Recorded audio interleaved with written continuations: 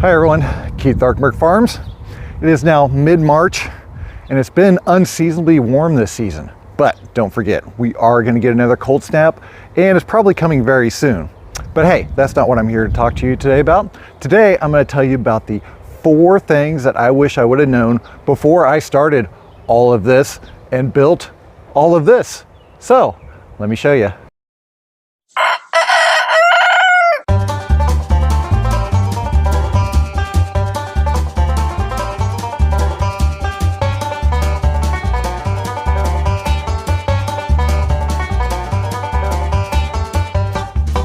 But first, don't forget, head over to darkmerkfarms.com, scroll down to the bottom, digital tools and training. Got a bunch of cool stuff there. Got the Market Garden Farm School coming out as well. And we also have our side openers.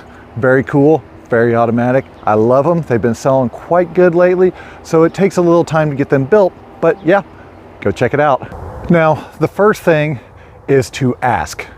Ask, and ask some more. Don't be afraid to ask questions to everybody that is actually helpful out there. There's a lot of YouTube farmers out there that care more about clicks than they do actually growing stuff. So be sure and find people that are actually doing this kind of production to actually know how to grow stuff on your farm.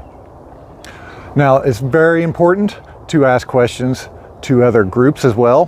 Facebook, great place for groups. I know a lot of people don't like using it that much anymore, but Market Garden Success School, great resource. A lot of good farmers there. Lean Farmer has some too. There's also other private groups out there. Ask the questions. People are more than happy to help. Also, don't be afraid to ask a consultant as well. And did I mention, I also do consulting.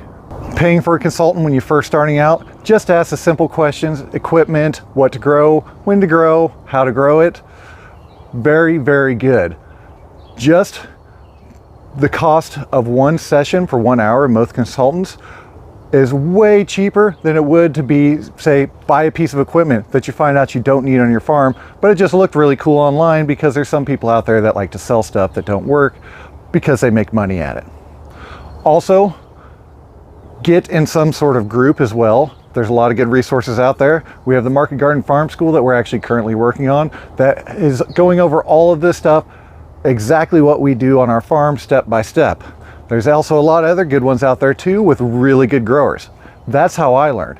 I didn't just go out here one day and go, oh, I'm gonna plant all this stuff and it's gonna all sell and it's just gonna be great. No, I asked questions, I learned as much as possible. I went through different farm schools as well that are out there and paid for consultants. Not only soil, but growing and actually planting out as well. Very, very, very useful when it comes to doing this stuff. Now, the last place to ask questions is in the comment section. I try to answer every single question to the best of my knowledge and the best of my abilities. So don't be afraid, put comments down there, ask the questions. I will get to them and answer them. The next thing is to have a plan before you start. Not only planning out like where things are gonna be on your farm and how it works from a central hub so you're not wasting time walking back and forth. Plan out what you're gonna grow, when you're gonna plant it, how much you're gonna plant, and then what you're gonna do with it. If you don't know what you're gonna do with it before you start planting it, it's kind of pointless to plant it, to be honest with you. You have to have some kind of game plan. Also, a crop plan. It doesn't have to be super elaborate. I always call it a rough draft plan because I never end up sticking to it. I got a general idea of what I'm gonna do, and I just kind of work my way through the season as beds open up, finding out what's selling good that year, what's not, and kind of just adjust on the fly a little bit. If you're first starting out, a great tool also is the Seed Time app. There'll be a link down in the show notes for that. Go ahead and go check that out. It's really cool. Great planning app for field planting. It gives you automatic dates, planting dates, transplanting dates, harvest dates, cultivation dates, all kinds of cool stuff on there. So go check that out as well, or just get out a piece of paper and a pencil and kind of draw out a plan on some graph paper or something. That's the way I started, and that's what I've done for years, and that's how I know when to plant the onions, when to plant the kale, just all of that stuff. But you got to have some kind of rough game plan, not necessarily a full business plan, but just kind of have an idea of what you're going to do before you start doing it to save yourself the headache when things really start kicking in the main part of the season and you don't have time to actually stop and do it anymore. Now, another thing I wish I would have really focused in when I first started was learning my market. You need to know who you're going to be selling to and what they're going to buy, more importantly. Like here, we can grow all kinds of cool stuff, but people won't buy half of it. I can't sell a purple carrot for the life of me. Purple kohlrabies, no. What people in my area want, they specifically want the same thing they can find at the grocery store, just a higher quality that they know was grown in a sustainable and clean method. That's the important point. That's how you sell your stuff and get more out of it, because it's a higher value product, because it was taken care of and grown in the most effective way possible with the least amounts of input, basically chemical inputs to your land, or massive amounts of spraying like the commercial farms do.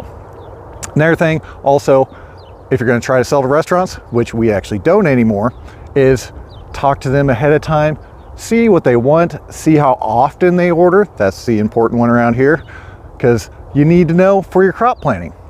Now, our biggest issue is we'll have restaurants here, well, we used to have restaurants here, they'd order, say, 10 pounds of lettuce. So we plan it out for that much, but they wouldn't order another 10 pounds for another like month or so. So what am I supposed to do with the 10 pounds of lettuce I harvested every week for 4 weeks in between? They put in another order.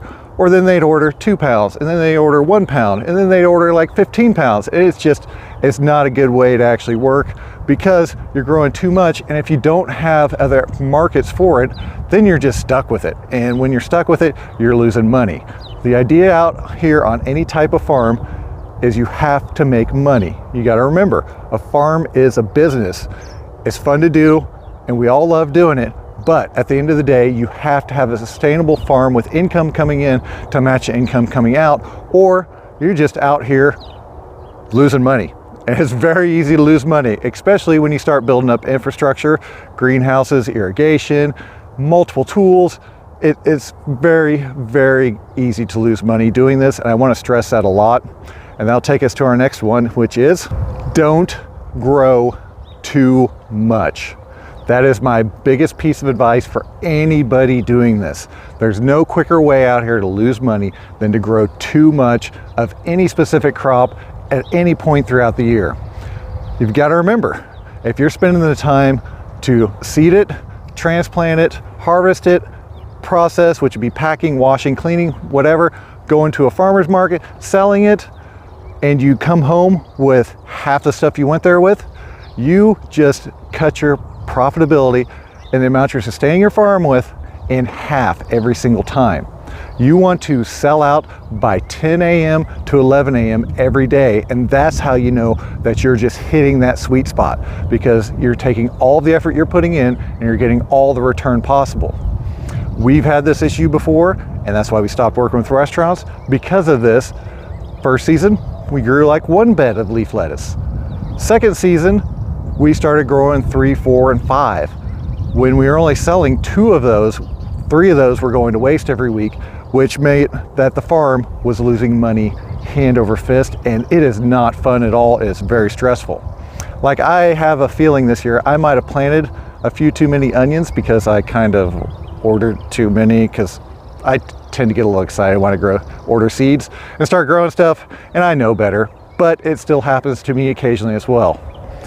But again, the idea is to just grow what you're going to sell.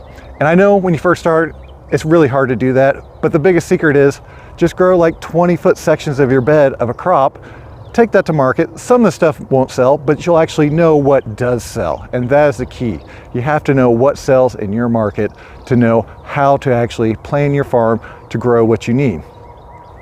So again, ask questions, lots of questions to a lot of qualified people. Secondly, you want to plan, and plan.